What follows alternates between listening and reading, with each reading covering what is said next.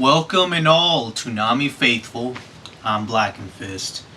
This time around, I'm going to be covering Tom 5, the new Absolution, the return of Tom's partner Sarah, the Toonami ratings and how they have actually been improving since last year, and of course the Toonami lineup and the acquisition of One Piece Soul Eater and now Sword Art Online, which just premiered.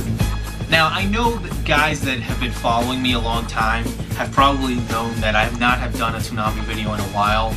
I have gotten caught up with other videos, but I did want to make another Toonami video, especially after Tom 5 and the new premiere, especially after this last Toonami of a new show, Sword Art Online. So I'll start with Tom 5, which I was even surprised in the first place that they even made a new model of Tom. Whatever, it was a pleasant surprise. I like the new model of Tom.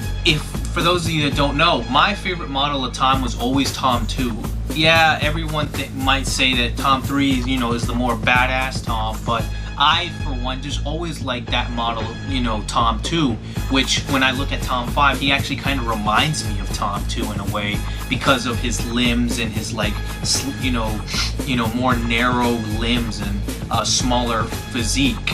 Of course different, they're not exactly the same, but he kind of reminds me of him. Albeit, I think that what kind of overshadowed even Tom's new design, which was a big deal, was the return of Sarah, which I did not expect. I honestly thought that Sarah was not even going to return, even if they were going to make a new Tom. But whatever, I guess they did it. It wasn't the same voice actress, but whatever, another pleasant surprise. But that's kind of old news by now. What the real meat of this video is going to be about the lineup. And even though this is kind of also old news, I haven't talked about it, and it's about One Piece Soul Eater. I already talked about Naruto, but it's mainly that the acquisition of One Piece, which I guess isn't that old, but still. Now, what I have seen, especially with ratings, is that the three most watched shows on Toonami right now is Bleach, as always, but now it's also Naruto, which I think some weeks actually surpasses Bleach. I'm not sure about that. Naruto and One Piece, so the big three. Those are the big three of Toonami right now. And what I see in the lineup is that because these big three are getting pretty much most of the ratings on Toonami, and keep in mind, Bleach, Naruto, and One Piece are extremely long shows, that those 3 time slots are essentially on lockdown. And what that means is that those 3 shows aren't going to change anytime soon. And that's good and all for Bleach and One Piece for me, but as for Naruto, I mean, okay, fine. The time slots aren't perfect. The Toonami lineup isn't perfect.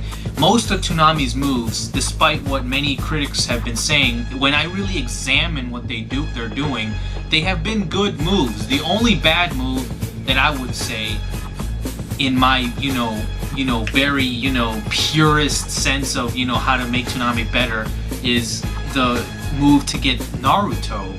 But I can't really criticize it too much because Naruto is performing very, very well when you look at the numbers. But still, all I'm saying is that those 3 time slots are probably going to be on lockdown, so when new shows come on the block like Sword Art Online, it's going to be right behind them. And even Soul Eater is kind of on lockdown, but that show is not as long when you compare it to One Piece and Naruto and Bleach.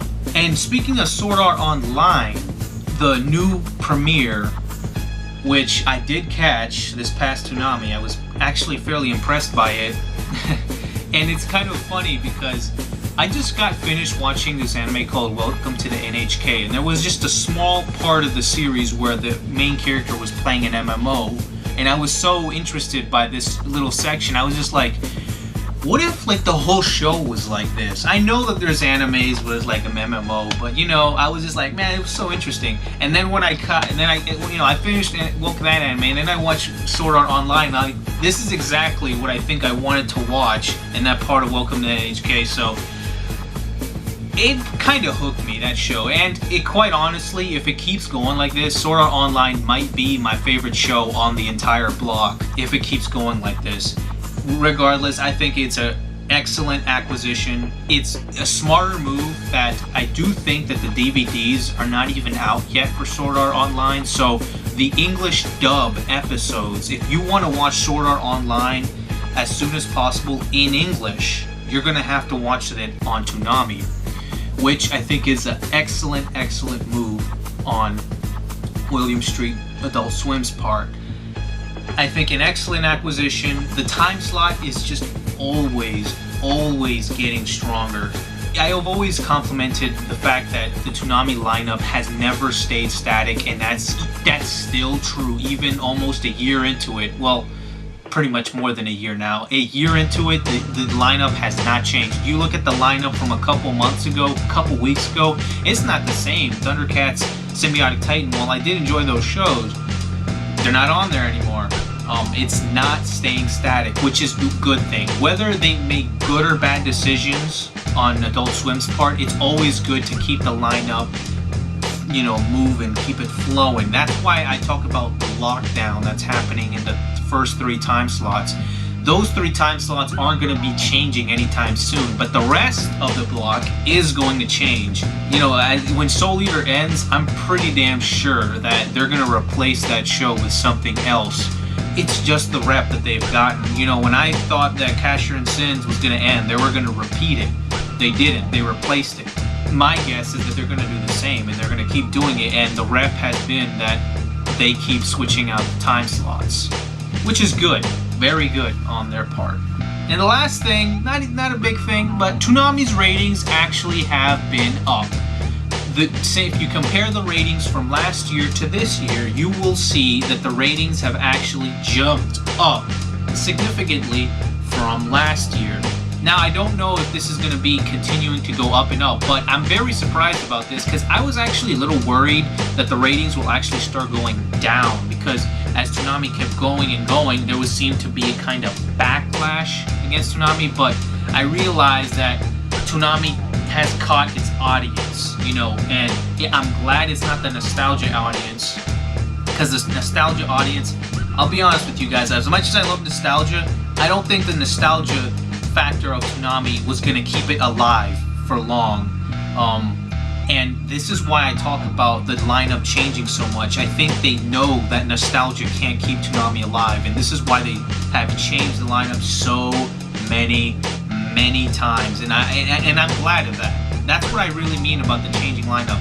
They know that nostalgia can't keep Toonami afloat, not for long anyway, so that's why they bring in new shows like Sword Art Online, which I think is an excellent move. But anyway, guys, I hope that you have enjoyed this, and yeah, I know maybe a lot of thoughts to put into one video, but you know, hopefully they weren't too sloppy. I mean, I know that I haven't talked about Toonami in a while, and maybe that's why there's a lot of thoughts in this video, but I will continue to make Toonami videos as the news continues. I will continue to look forward, especially to Sword Art Online, which possibly could be my favorite show on the whole block, if the show continues to be that good. But anyway, guys, I'm Blackenfist, and stay gold.